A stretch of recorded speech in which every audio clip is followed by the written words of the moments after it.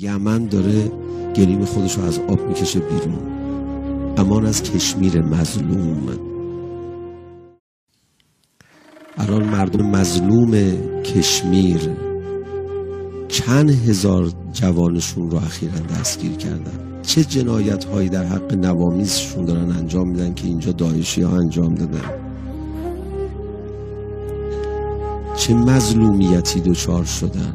صداشون به هیچ کجا نمیرسه. هر کی میتونه 40 پرچم کشمیر رو بر فراز نگه داره. یمن داره گلیم خودش رو از آب میکشه بیرون. امان از کشمیر مظلوم. اگه جرأت داشتم میگفتم هر 40 یه پرچم کشمیر بگیره. یه چیزی که نماد اون بچه هاست، اون مظلومینی که هیچ دفاعی ندارن و بعد شدت ایمان و حرارتشون چقدر بالاست فقط خدا میدونه.